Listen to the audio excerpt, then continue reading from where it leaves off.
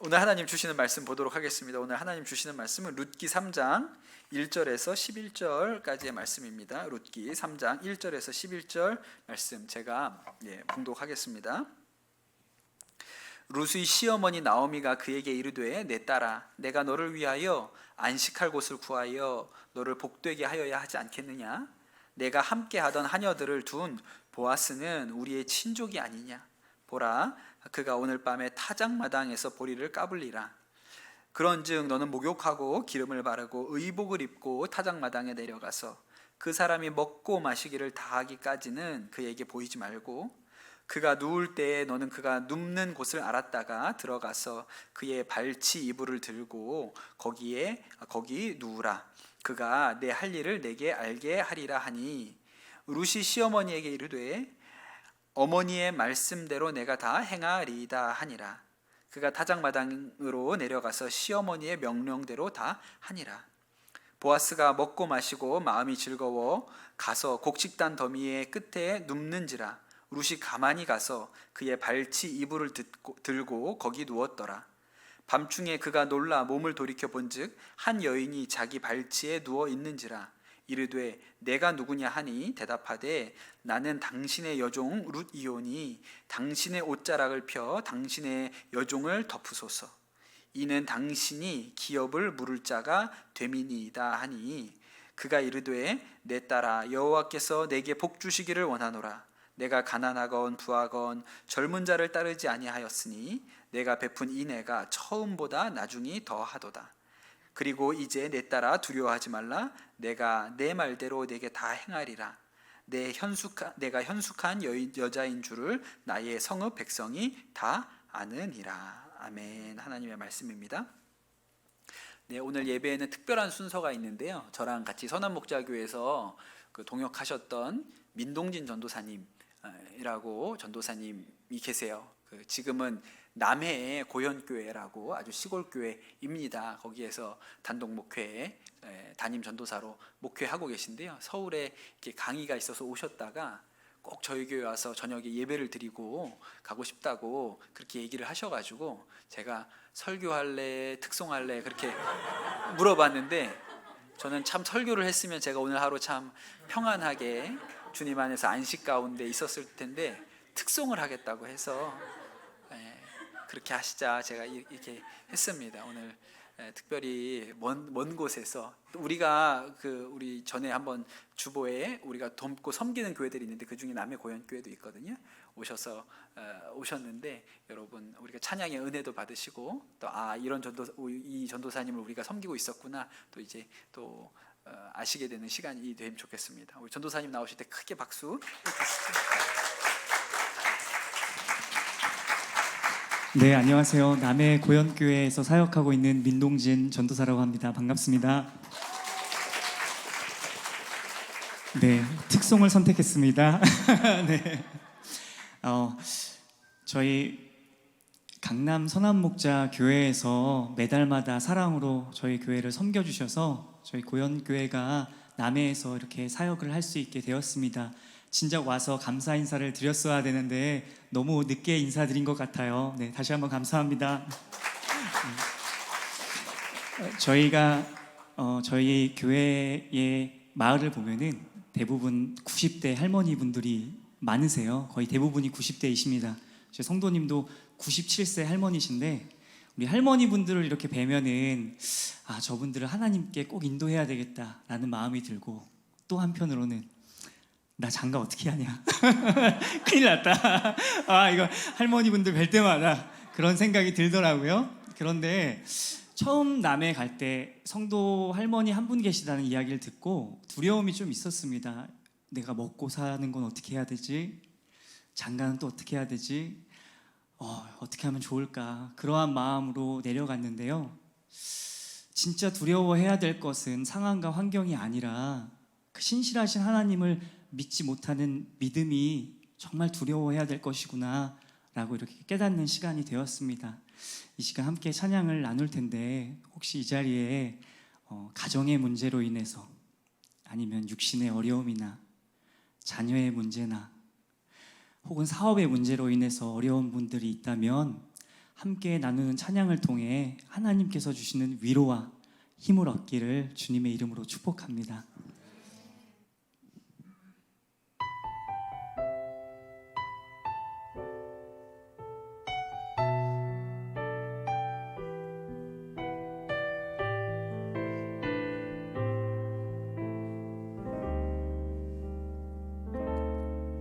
전능하신 나의 주 하나님은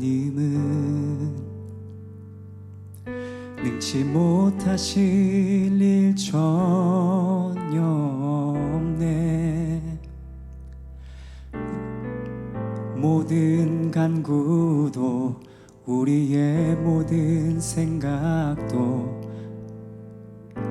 모든 꿈과 모든 소망도 신실하신 나의 주 하나님은 우리의 모든 괴로움 바꿀 수 있네. 불가능한 일 행하시고 죽은 자를 일으키시니 그를 이길 자 아무도 없네. 주의 말씀 의지하여 깊은 곳에 금을 던져 오늘 그가 놀라운 일을 이루시는 것 보라.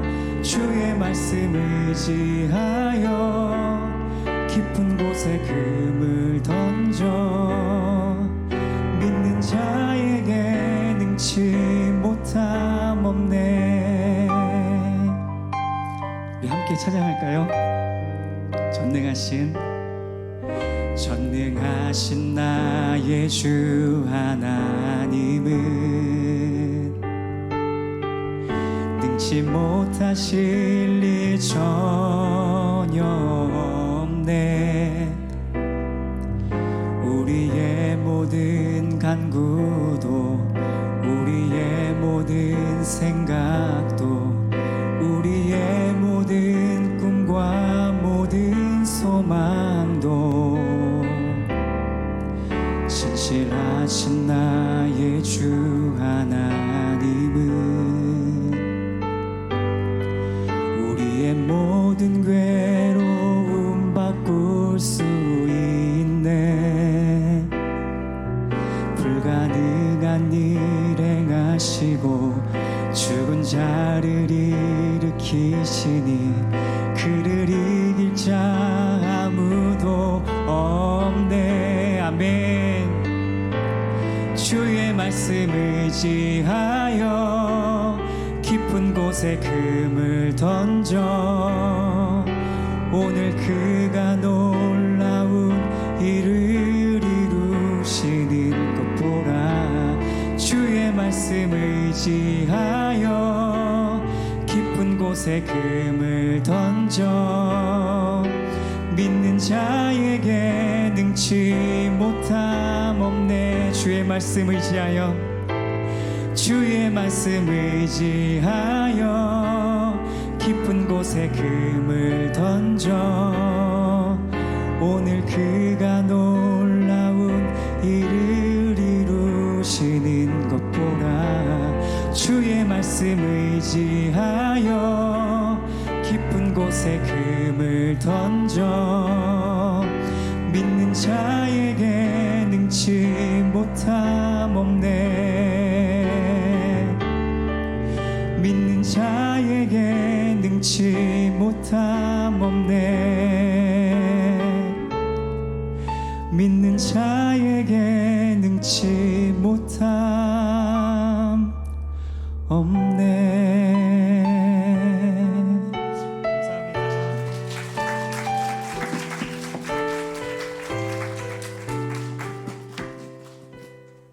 귀한 찬양 감사드립니다. 오늘 설교는 민동진 전도사님 이야기로 시작해야 될 것 같습니다. 제가 선한목자교회에서 같이 교회학교에서 우리 어와나 전도사님도 하셨고 또 우리 소년부도 맡아서 이렇게 하셨는데 선한목자교회에서 사역할 때 보면 큰 교회다 보니까 이렇게 사람들의 관심이 많이 집중되는 면들이 좀 있습니다. 우리 교회에 제 설교가 우리 교회 유튜브에 올라가면 한 400회 이상 나오면 되게 많이 나온 거거든요. 근데 이제 선한목자교회에서는 그냥 올리면 뭐 몇천 회가 이렇게 쉽게 나오죠. 그러니까 뭐 완전히 차원이 다른 세계 아닙니까? 그런데 이제 어른들 뭐 이런 컨텐츠뿐만 아니라 교회 학교에서 어떤 영상을 올려도 많은 사람들이 보죠. 뭐 우리 교우들, 우리 아이들뿐만 아니라 다른 교회들에서도 선한목적에는 어떤 걸 하나 이렇게 보려고 많이들 들여다봅니다. 그래서 가끔 보면 우리 선한목자교회 같이 동역했던 사역자들이 저분들이 전도사님들인지 연예인들인지 이렇게 모르게 헷갈릴 때가 있어요. 한참 코로나로 인해서 아이들이 이렇게 교회 못 나올 때가 있었잖아요. 그때는 이제 다 영상으로 유튜브를 통해서 예배드리고 그렇게 했는데 가끔 그렇게 교회를 못 오다가 이제 부모님이 교회 오실 일이 있어가지고 교회 학교 사무실에 오셨을 때 이제 아이들이 이렇게 방문하는 일이 있잖아요. 그럼 이제 아이들이 교회 학교 사무실에 이렇게 딱 들어와 보고 탄성을 질러요. 예. 와, 유튜브에 나오는 사람들이 다 여기 모여 있어. 사무실에 들어와서 마치 무슨 연예인 기획사의 아이들이 찾아간 것처럼 와, 여기 다 모여 있네, 여기 다 모여 있네. 이런 반응을 아이들이 하거든요. 이게 무슨 얘기를 하려고 하냐면 그렇다 보니까 의외로 사역자들의 얼굴이 굉장히 많이 알려져 있어요. 예, 생각보다.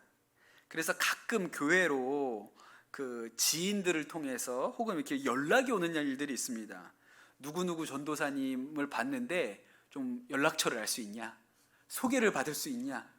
이런 연락이 오는 때가 있어요. 제 생각에는 그런 연락을 가장 많이 받았던 사람 중에 한 사람이 민동진 전도사님이거든요. 예. 그런데 아직도 결혼을 못하고 있다는 일은 참 이해하기 어려운 일입니다. 제가 볼 땐 전능하신 하나님만 가능하신 일인 것 같아요.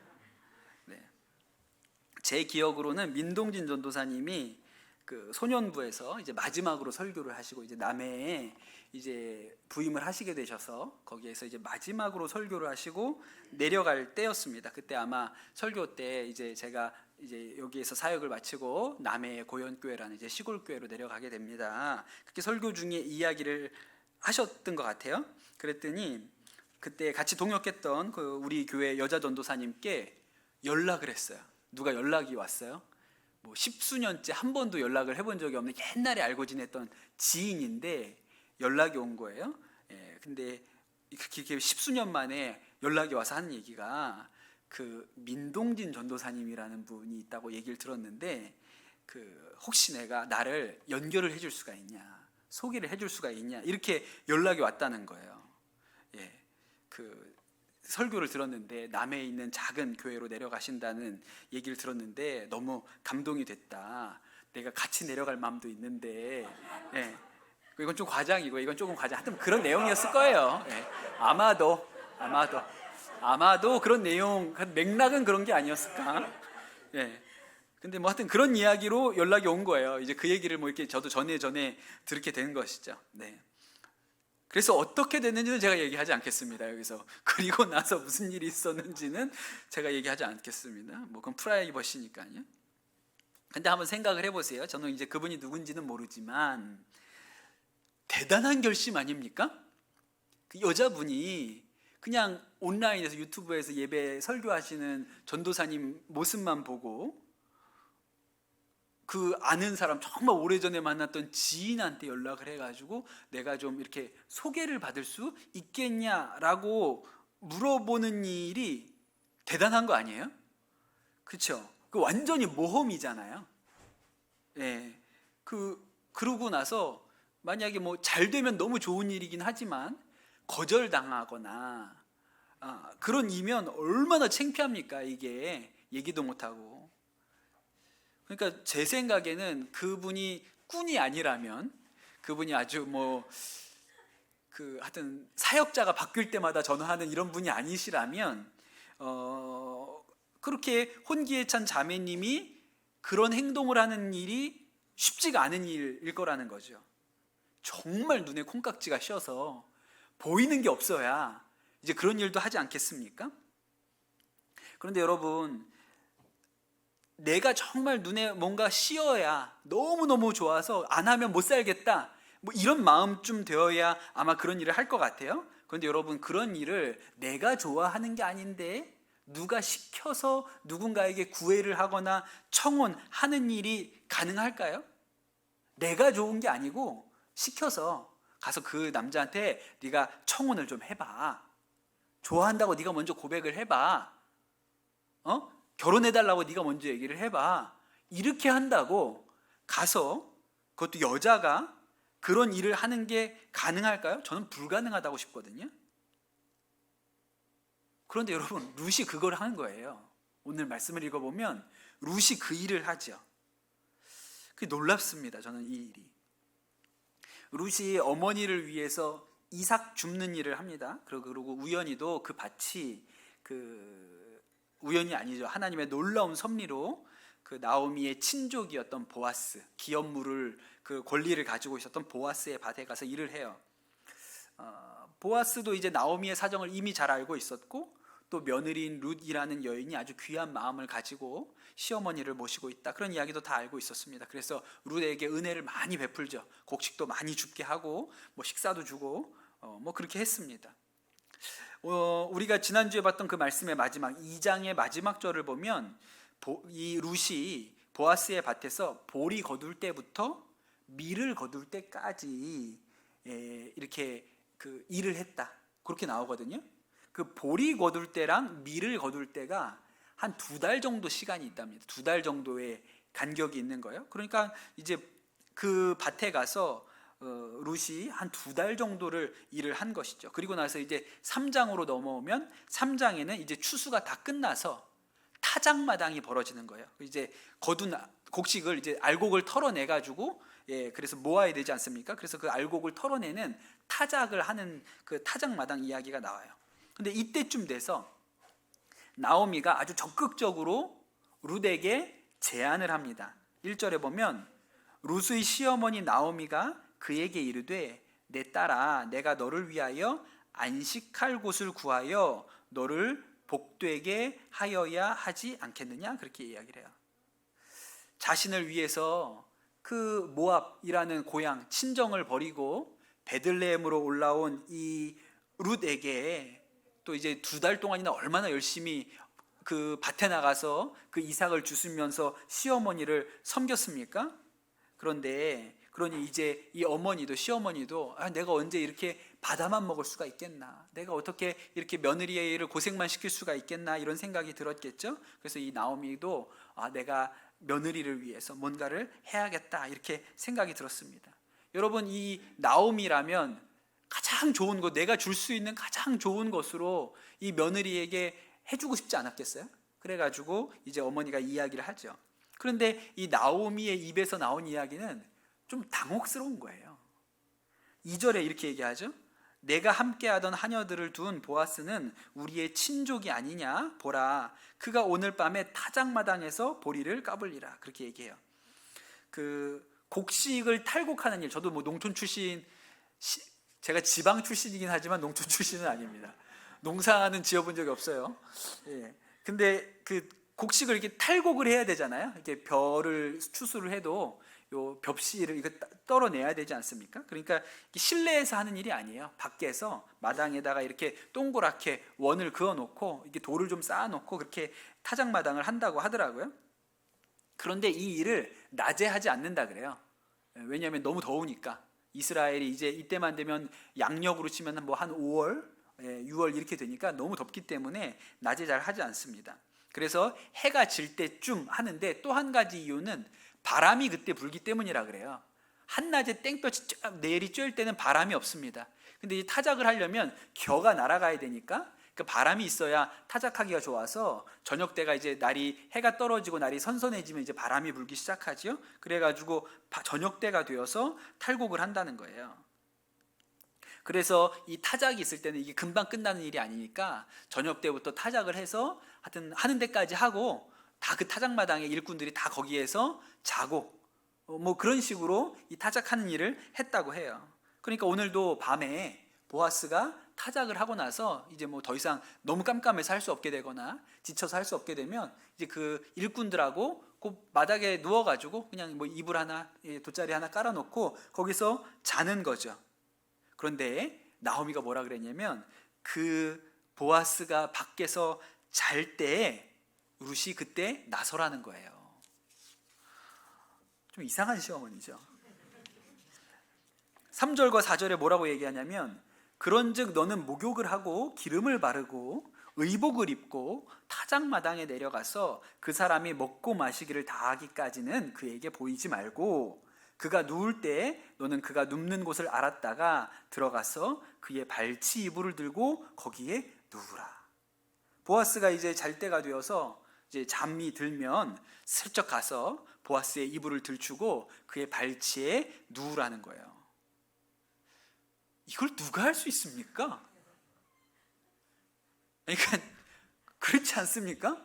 아니 정말 내가 너무 좋아서 내가 저 남자 아니면 안 되겠다. 나는 꼭 저 남자여야만 하겠다. 그러면 진짜 뭐 미친 척하고 안 되면 끝이니까 어차피 안 되면 끝인 거니까 내가 그렇게라도 한번 해야지 하면 할 수 있을지도 몰라요.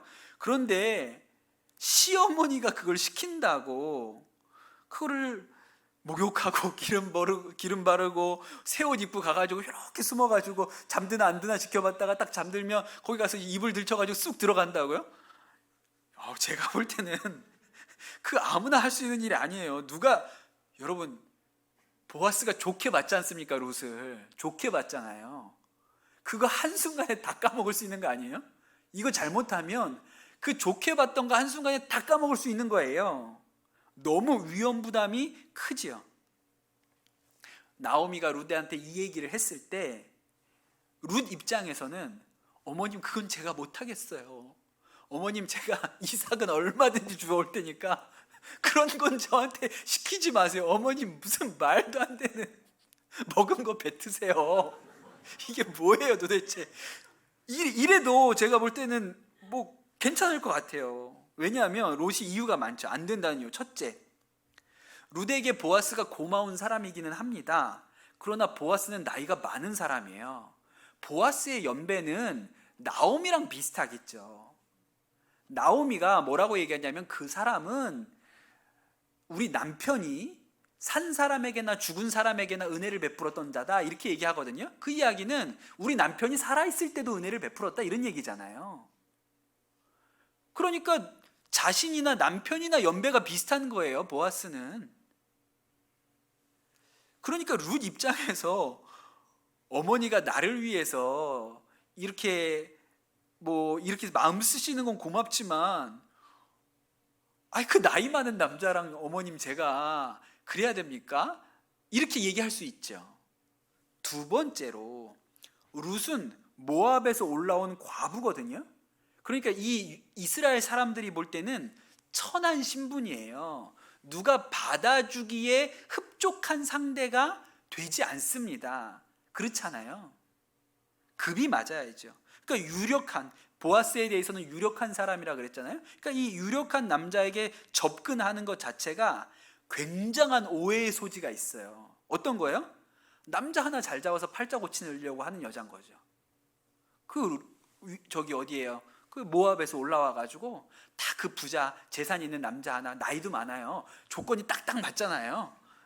그래가지고 그 남자 하나 잡아가지고 팔자 고치려는 아주 그런 음흉한 여자로 오해받기에 좋은 형편이죠. 세 번째, 이게 최악인데요. 거절당하면 어떡해요? 그리고 이불 속에 들어갔는데 막 발로 걷어차고 막 이러면 어떡합니까? 어디서 이게 그 부끄러움과 수치를 어떻게 감당하겠어요? 또 보아스가 소문이라도 낸다면 내가 어젯밤에 내가 진짜 기가 막힌 일이 있었다 그러면서 동네 방네다 그 여자가 진짜 나는 좋은 여자인 줄 알았더니 그냥 내 이불을 슬쩍 들치고 들어와가지고 그러면 이제 베들레헴이고 뭐가 없는 거예요. 거기서 어떻게 살아요? 그러니 어머니 나오미가 룻에게 하는 이 이야기는 위험 부담이 너무 큰 일인 거예요. 너무 큰 모험이죠.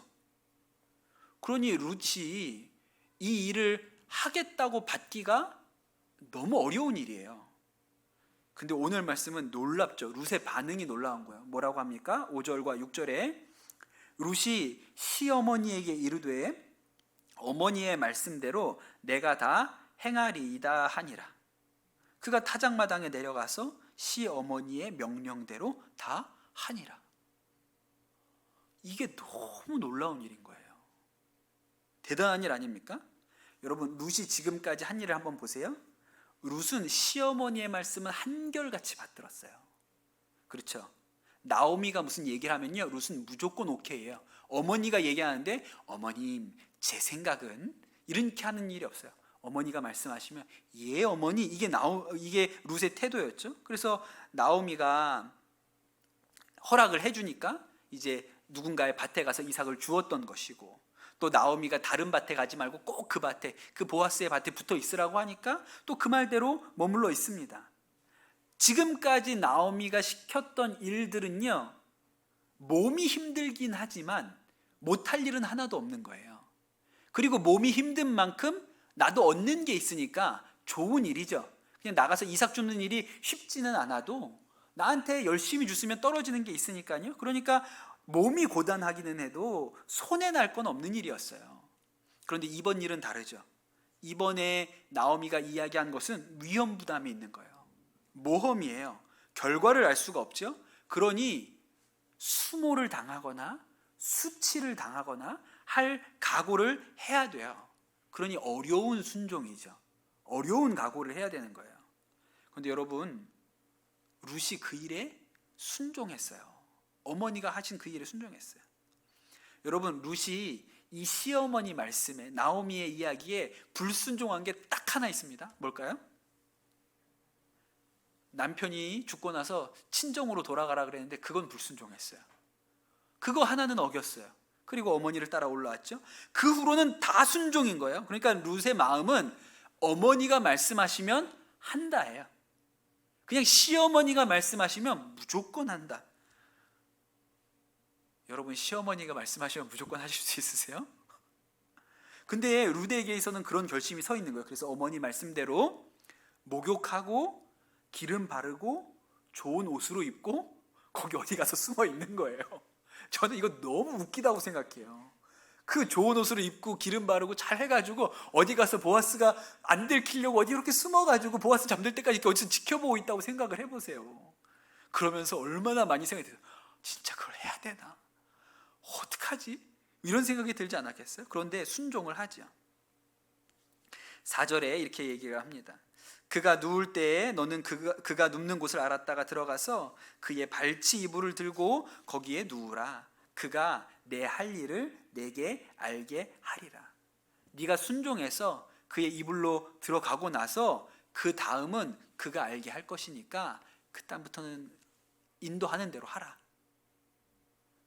여러분, 순종하고 그 다음은 하나님 뜻에 맡긴다. 이것이 믿음입니다. 리즈 하월즈라는 아주 유명한 중보 기도자가 있죠. 2차 세계대전을 기도로 막았다. 그 독일의 공습을 기도로 막았다고 하는 아주 유명한 중보 기도자가 있습니다. 이 리즈 하월즈가 아프리카 선교사로 부르심을 받고 이제 고향을 떠나서 런던으로 가게 될 때, 그때 이야기예요. 하나님께서 이 리즈 하월즈를 하나님의 종으로 부르고 나서 아주 철저하게 훈련시키셨던 것 중에 하나가 물질에 대해서 자유한 거예요. 하나님께서 공급하실 것을 믿으라. 믿으면 하나님께서 공급하신다. 이 일에 대하여 순종하는 훈련을 아주 철저하게 그렇게 시키셨습니다. 이제 자기 고향 마을을 떠나서 런던으로 가고 또 그 런던에서 선교회의 파송을 받아 아프리카로 가야 되거든요. 그래서 이제 고향 마을을 떠나야 되는 거예요. 그런데 사실 이 고향에서 런던까지 갈 차비가 리즈 하월즈에게 없었습니다. 아내와 함께 가야 되는데 아프리카 가야 되는 사람인데 런던까지 갈 차비가 없는 거예요. 딱 주머니에 10실링이 있었다 그래요. 런던까지 갈 수 있는 돈이 아닙니다. 런던까지 가려면 기차를 한번 갈아타고 가야 되는데 갈아타는 곳까지 정도 갈 수 있는 비용이었다고 해요. 그래서 믿음을 써야 되니까 10실링 있을 때는 10실링으로 갈 수 있는 데까지 간다. 그래서 그 갈아타는 곳까지 갔습니다. 근데 이제 고향에서 사람들이 이 리즈 하월즈를 배웅하기 위해서 거기까지 쫓아온 거예요. 여러 사람이 쫓아온 거예요. 그러나 성령님께서 허락치 않으셨기 때문에 그 자신을 배웅하러 온 사람들한테 차비가 없다는 얘기를 안 합니다. 그리고 성령님께서 물으셨어요. 이제 그 갈아타는 데서 표를 사가지고 런던 가는 기차를 타야 되는데 성령님이 물으셨어요. 돈이 없잖아요. 10실링 다 썼으니까. 근데 성령님께서 뭐라고 물으셨냐면 너에게 지금 돈이 있다면 뭘 할 거니? 라고 물으셨어요. 그럼 줄을 서서 기차표를 사겠죠. 그러면 너는 돈이 있는 것처럼 행동하라. 그래서 줄을 서라는 거예요. 그래서 리즈 하월즈가 줄을 섭니다. 근데 루드에게 보아스 이불로 들어가느라는 얘기랑 똑같은 거 아니에요? 근데 리즈 하월즈가 순종을 하죠. 앞에 한 7, 8명이 줄을 서 있는 거예요. 7, 8명이 줄을 서 있어요. 그 뒤에 줄을 섰습니다. 줄을 서 있는데 마귀가 이렇게 속삭였다 그랬어요. 야, 이제 네 앞에 몇 명 안 남았다. 너는 네 차례가 와도 돈이 없지? 너는 이제 저 사람들 앞에 부끄러움을 당할 거다. 런던까지도 못 가는 사람이 무슨 아프리카를 가겠냐? 응? 그 앞에는 홍해고 뒤에는 애국 군대가 있다. 네가 모세 설교는 그렇게 유창하게 잘하더니만 네가 다 그 꼴이 되었다. 그러면서 막 마음에 참소하는 생각이 일어나는 거예요. 아프리카 가겠다는 사람이 런던까지 갈 차비도 없으니까요. 이제 한 사람 한 사람씩 줄어듭니다. 7명, 6명, 그러다 이제 2명이 남은 거예요. 딱 2명 남았어요. 이제 2명 지나면 돈 없는 채로 표를 사려겠다고 해야 되는 때가 된 거죠.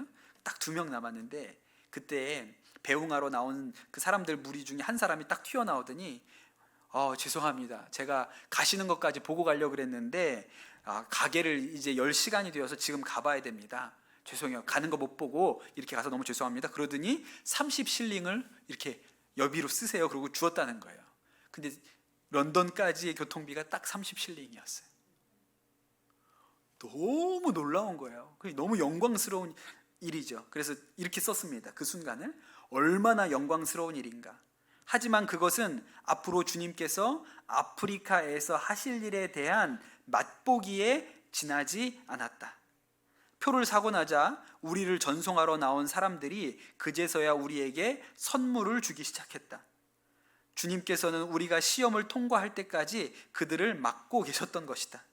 우리는 런던까지 가는 동안 쉬지 않고 그분을 찬양했다.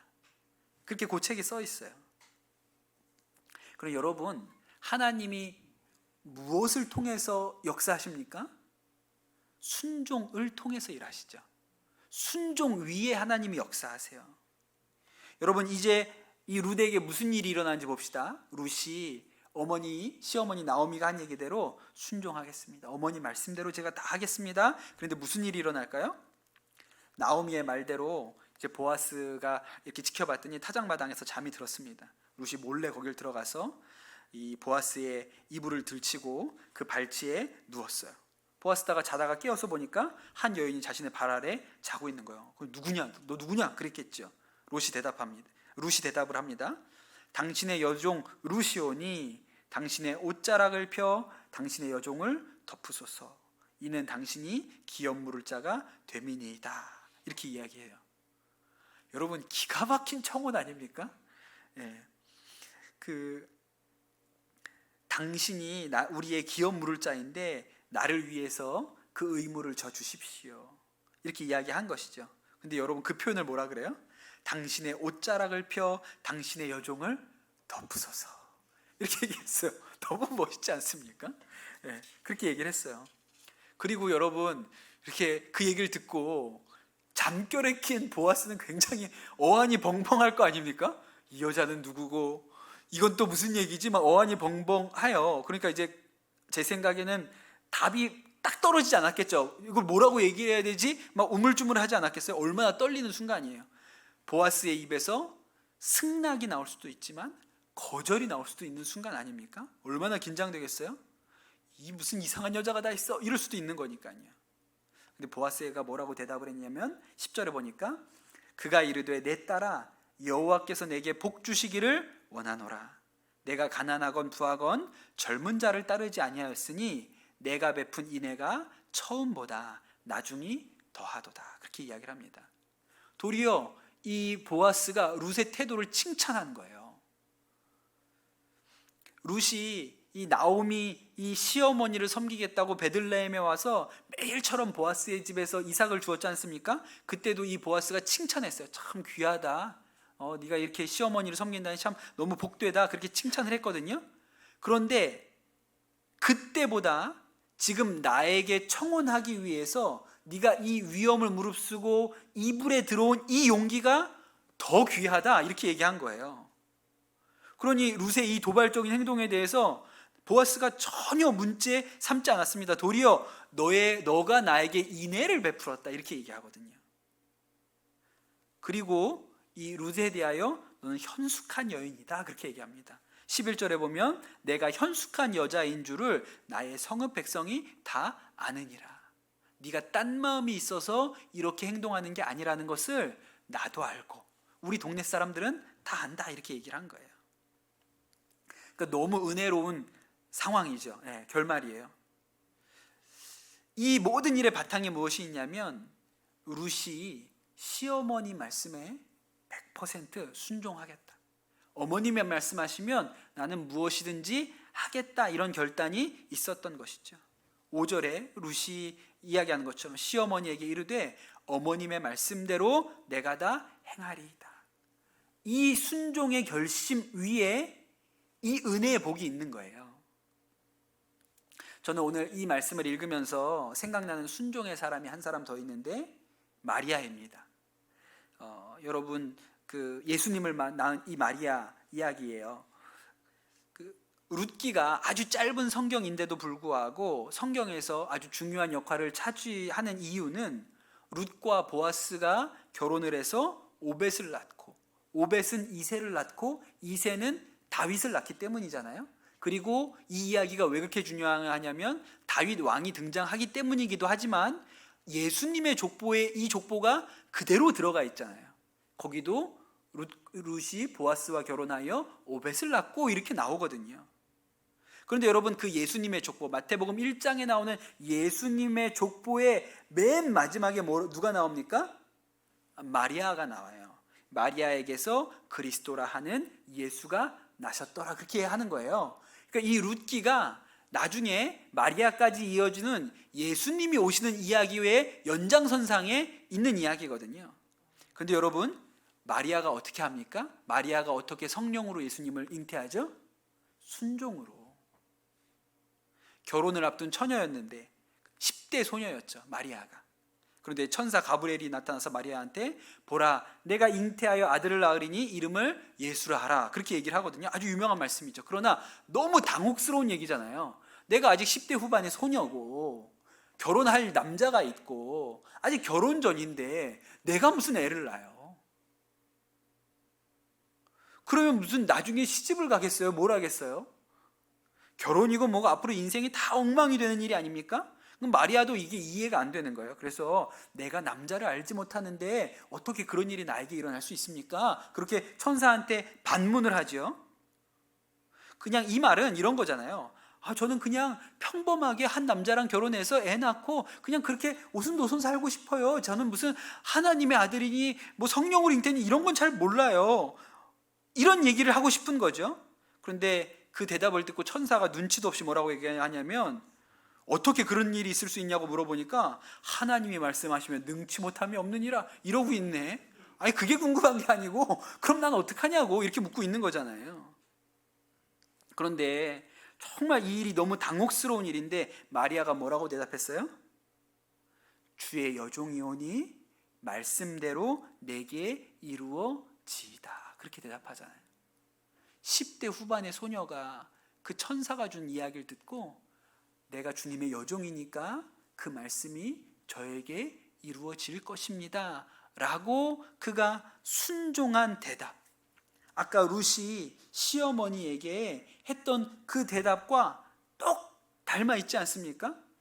그러니 여러분 룻과 보아스가 결혼하여 다윗이 나오는 것도 순종 위에 오는 것이고 마리아가 하나님의 아들인 예수를 잉태하여 출산하는 이 일도 한 소녀의 순종 위에 있는 거예요.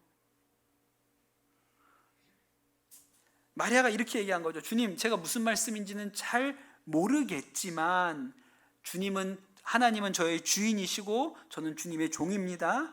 하나님이 말씀하셨으니 저는 무조건 예스입니다. 무조건 아멘입니다. 뜻대로 하십시오. 그렇게 말한 것이죠. 그리고 나서 마리아가 예수님의 어머니가 된 것입니다. 한 소녀의 순종으로 인하여 예수님께서 이 땅 가운데 사람의 몸을 입고 오신 것이죠. 마리아가 어떻게 그렇게 순종할 수 있을까? 어떻게 그렇게 소녀가 정말 그렇게 말도 안 되는 요구에 순종할 수 있을까? 그런 생각이 들죠. 그런데 제가 이렇게 가만히 생각해 보던 중에 그것보다 더 어려운 순종을 한 사람도 있구나, 그런 생각이 들었어요. 누굴 것 같으세요? 호세아 생각이 나요. 호세아. 이번에는 나오미가 아니고요, 하나님이 중매자로 나서시거든요. 하나님이 중매를 서세요. 여러분 그런 말 들어보셨습니까? 중매 5번 잘 쓰면 천국 간다고? 그렇게 어려운 거예요. 중매 잘 쓰는 거 진짜 어려운 일이죠. 예, 뭐 수리 석잔 뺨이 석대 이렇게 얘기하잖아요. 근데 이번에는 이 호세아의 중매를 누가 서요? 하나님이 중매를 서요. 최악의 중매장이에요. 최악의 중매장이. 그 소개시켜준 여자가 룻처럼 현숙한 여인이 아닙니다. 나오미는 보는 눈이 있는데 하나님은 왜 이렇게 보는 눈이 없어요? 좋은 여자가 아닌 줄 알면서도 그 여인과 결혼하라고 하시잖아요. 호세아 1장 2절에서 3절에 보면 주님께서 호세아에게 다음과 같이 말씀하셨다. 너는 가서 음란한 여인과 결혼하여 음란한 자식을 낳아라. 이 나라가 주를 버리고 떠나서 음란하게 살고 있기 때문이다. 호세아가 가서 디블라임의 딸 고멜과 결혼하였다. 고멜이 임신하여 호세아의 아들을 낳았다. 아니, 좋은 여자, 순결한 여자, 정숙한 여인이라고 해도 결혼할까 말까 이런 거 아닙니까? 외모도 보고 성격도 보고 그래야 뭐 고민해서 결혼해야 되는데, 아니 그게 아니라 음란한 여자인데 결혼하라. 그 여인이 음란하지만 이 이스라엘이 음란한 것 같이, 그러남에도 불구하고 하나님이 이스라엘을 사랑하니까 호세아 너도 그 음란한 여인을 맞아서 결혼을 하라, 그렇게 얘기하시잖아요. 근데 정말 이해가 안 되는 건 호세아가 이 말을 듣고 순종하잖아요. 순종해요. 그래서 고멜과 결혼을 합니다. 근데 여러분, 그 순종의 열매가 좋은 게 아니었어요. 아들도 낳고 딸도 낳고 자식을 셋이나 낳았는데 이 여자가, 음란한 여자가 다시 바람이 납니다. 그래서 호세아와 아이들을 다 버려두고 다른 데로 가서 다른 남자를 만나서 음행을 해요. 그게 호세아의 순종의 결과였어요. 그런데 하나님이 중매 못 썼으면 그냥 이제 가만히 있든가, 한 번 잘못했으면 실수를 인정하고 호세아 미안하다, 야 내가 너무 큰 잘못을 했다, 이러고 끝내셨어야 되는데 하나님이 호세아한테 가가지고 다시 말씀하시는 거예요. 호세아 3장 1절에서 2절에 보면 주님께서 나에게 또 말씀하셨다. 아주 짜증스러워 보이지 않습니까? 호세아 얘기가 주님께서 나에게 또 말씀하셨다. 너는 다시 가서 다른 남자의 사랑을 받고 음녀가 된 그 여인을 사랑하여라. 이스라엘의 자손이 다른 신들에게로 돌아가서 건포도를 넣은 빵을 좋아하더라도 나 주가 그들을 사랑하는 것처럼 너도 그 여인을 사랑하여라. 그래서 나는 은 15세겔과 보리 한 호멜반을 가지고 가서 그 여인을 사서 데리고 왔다.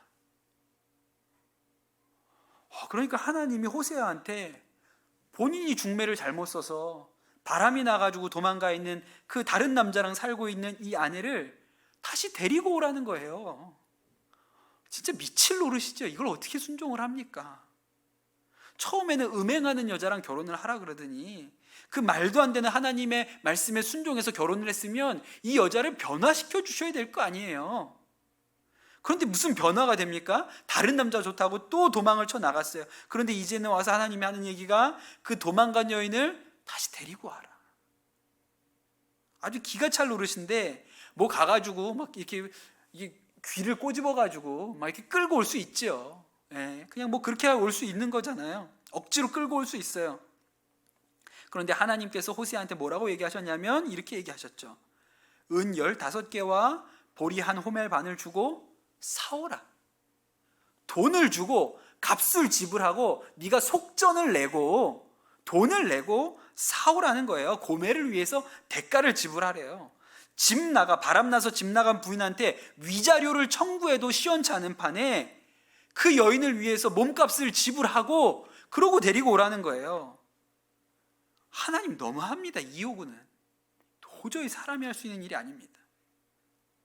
또 하나는 값을 아주 정해주죠. 은 15개와 보리 한 호멜 반을 주고 사오라는 거예요. 그런데 주석을 찾아보면 은 15개, 그게 15세겔이거든요. 15세겔이에요. 그런데 보리 한 호멜 반도 15세겔의 가치가 있다 그래요.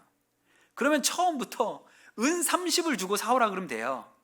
은 30을 주고 사오라 그러면 되는데 은 30을 주고 사오라고 하지 않고 은 15개랑 보리 한 호멜 반을 주고 사오라고 얘기하는 거예요. 왜 그랬을까요? 호세아가 가지고 있었던 은의 전부가, 돈의 전부가 15개인 거예요. 돈이 그거밖에 없어요. 그런데 고멜의 몸값은 30이에요. 은 30개. 그럼 어떡합니까? 자식들하고 먹으려고 사놓았던 곡식까지 팔아서 사오라는 거예요.